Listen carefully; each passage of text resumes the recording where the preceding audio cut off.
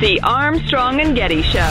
The first thing one of my twin sons says is, Daddy, he was shot 20 times for holding a cell phone. I mean, so for a 9-year-old to watch that, understand that, and pick it up, it scared me. These people are killing us and getting paid leave and then being acquitted.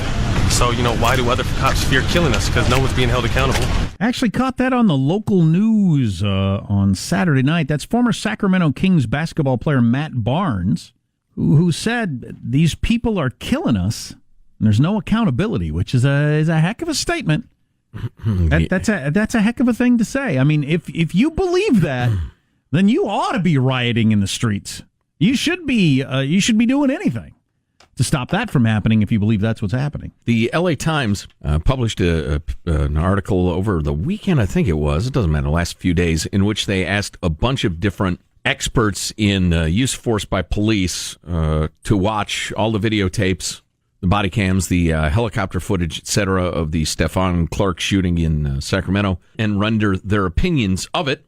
It's a good read. We'll have a link for you at ArmstrongandGetty.com. But one of the people quoted in that article is Ed Obayashi, who has a couple of different positions, including Deputy Sheriff Legal Advisor for Plumas County in California. He reps other law enforcement agencies in California.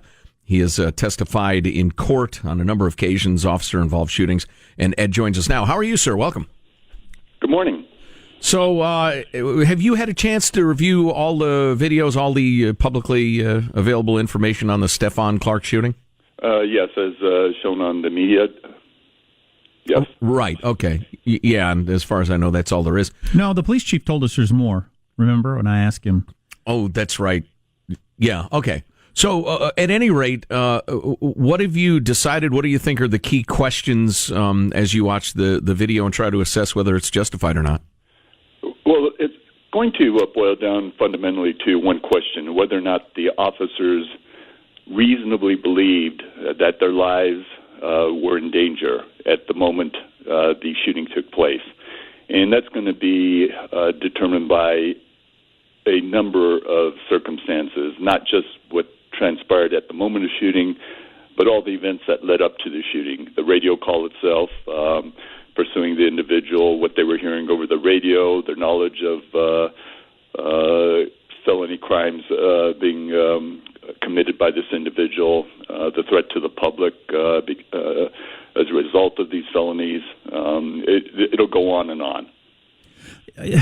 All these shootings that have made so much, gotten so much attention in the last couple of years, you've always got the spectrum of everything from, and people believe a lot of different things, but everything from you got a cop who wants to shoot people of a certain color and looks for the opportunity to do it, all the way to I thought the guy had a gun and my life was in danger, so I shot him.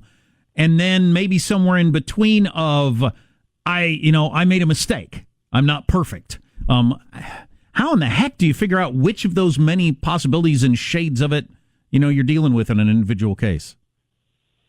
Well, let me know this will sound somewhat biased coming from a law enforcement officer, but I've been doing this job for 25 years. I've consulted with numerous departments. I'm familiar with departments across California and the United States. And, despite what has been portrayed or may have been highlighted, decades ago regarding racial tensions and how police have, had dealt with these situations. We've come a long way. That sentiment, I'm talking about on the far end of the spectrum, where officers are purposely looking to shoot individuals of color. I have never, in my career, run across that. Thankfully, we're much more transparent, and I believe much more professional and caring law enforcement profession than has been portrayed in the past. What would you do if you ran into a cop who had that sort of attitude? In my position, that officer would be brought up for investigation and more than likely discipline. That's one. There are several. I don't want to say several, but there are a number of evils that we as a profession are just not going to tolerate. and that's one of them. That's basically an automatic.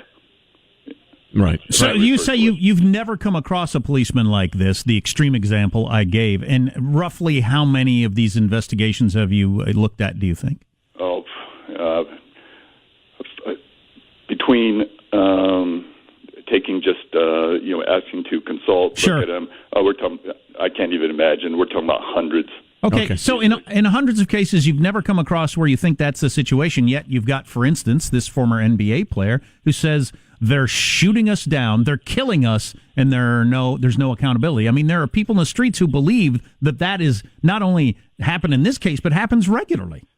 And I get that. And there's, you're going to have, I understand the sentiment, and that's really primarily a result, in my opinion, having studied this, if you want to call it a phenomenon.